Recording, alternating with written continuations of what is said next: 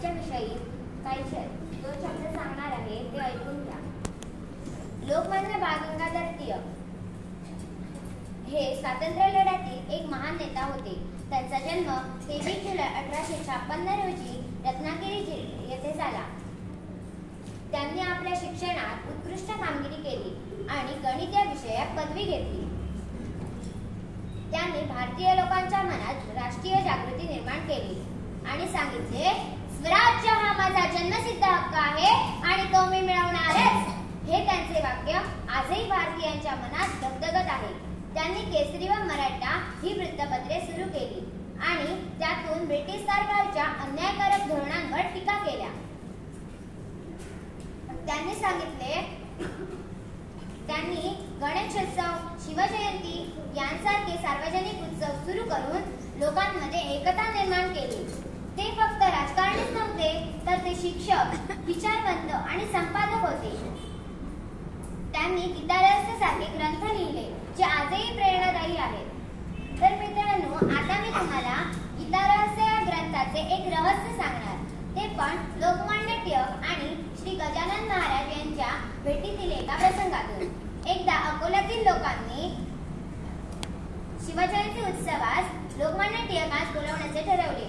लोकमान्य टिळक येणार म्हणून दामले, कोल्हटकर, खापर्डे असे मान्यवर लोक जमा झाले.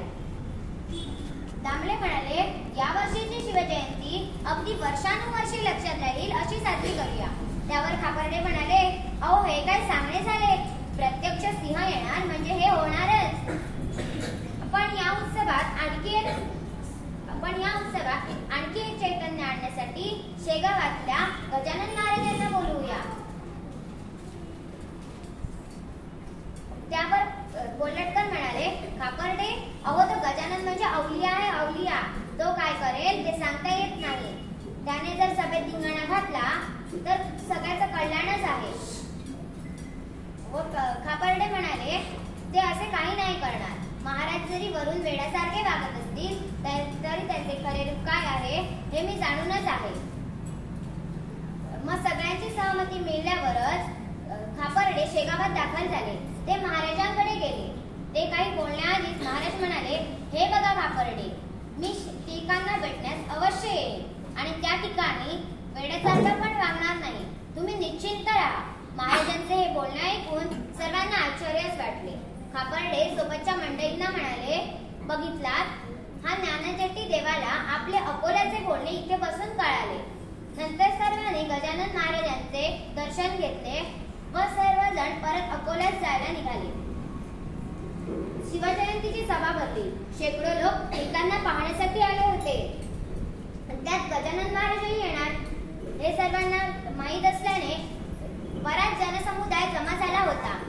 टिळक सभेत म्हणाले, लोक हो, जसा शिवरायांना समर्थ रामदासांचा आशीर्वाद लाभला, त्याचप्रमाणे आपल्या सभेलाही समर्थ गजानन महाराजांचा आशीर्वाद लाभला आहे. ही भाग्याचीच गोष्ट आहे. सभा व्यवस्थितपणे पार पडली. महाराजांनीही कोणते वेडेवाकडे वर्तन केले नाही. पण त्याच वर्षी टिळकांना कारावास झाला. अनेक वकिलांनी टिळकांना सोडवण्याचा प्रयत्न केला, पण काही उपयोग झाला नाही. त्यावर खापर्डे कोल्हटकरांना म्हणाले, कोल्हटकर, तुम्ही शेगावात जाऊन महाराजांना टिळकांच्या सुटकेसाठी विनंती करा. ते नक्की काहीतरी मार्ग काढतील. त्यावर खापर्डे म्हणाले, मी जाणार असतो, पण मला मुंबईत जाणे आवश्यक आहे. मग कोल्हटकर महाराजांकडे जातात. महाराजांना तशी विनंती करतात. त्यावर महाराज म्हणतात, मी किती प्रयत्न केले तरी टिळकांना शिक्षाही होईलच. मात्र ही मी भाकरी देतो, ती टिळकांना खाऊ घाला. ते मोठे कार्य पार पाडतील. कोल्हटकर तसेच करतात. कोल्हटकर महाराजांकडून आणलेली भाकरी टिळकांना खाऊ घालतात. टिळक ती प्रसाद म्हणून खातात. त्यानंतर टिळकांना मंडालेच्या तुरुंगात टाकले जाते व समर्थांनी सांगल्यानुसार त्यांनी मंडालेच्या तुरुंगात गीतारहस्य नावाचा थोर ग्रंथ लिहिला. हीच ती कामगिरी होती जी महाराजांनी सांगितली होती, ज्यामुळे लोकमान्य टिळकही धन्य झाले. असा हा महामानव 1 ऑगस्ट 1920 रोजी आपल्यातून निघून गेला. शेवटी जाता जाता एवढेच म्हणेन, असा